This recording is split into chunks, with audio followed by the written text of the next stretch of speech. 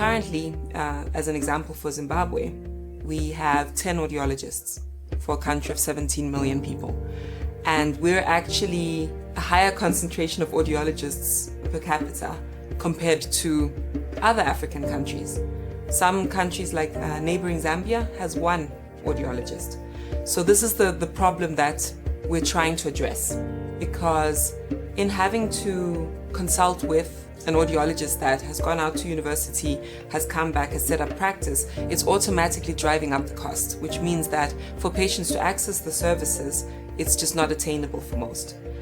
Secondly, as well, it's accessibility. So even if you have the money, if you're living in another city from where the audiologist is located, it can also make access problematic.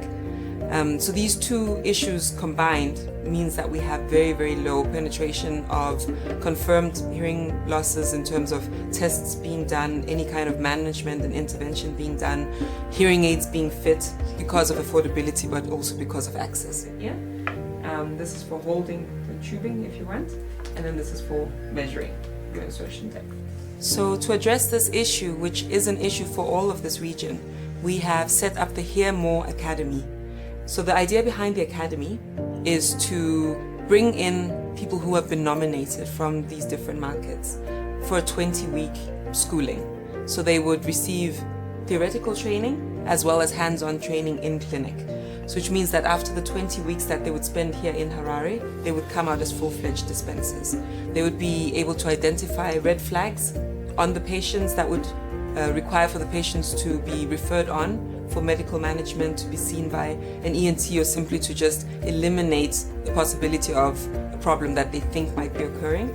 They'll be able to classify the hearing losses, they'll be able to prescribe appropriate amplification for the hearing losses and carry out the fitting, counseling and aftercare for the hearing aids.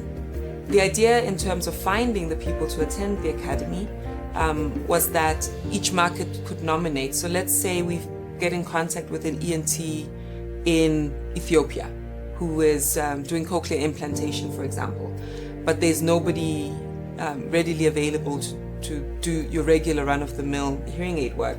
He could nominate somebody, perhaps his front desk nurse who does his screenings for him. He may send her to the academy to get more in-depth training so that he has somebody as a proper support, enabling him to then just look over results and see more patients in the course of a clinical day.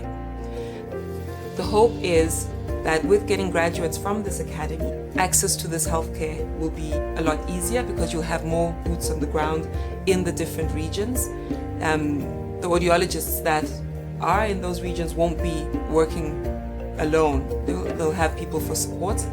And also they can use us as ongoing support as well for ongoing education for the audiologists, but also just for general inquiries on functionality of the hearing aids, new launches, product updates, software updates. All of those things would be offered as services through the academy.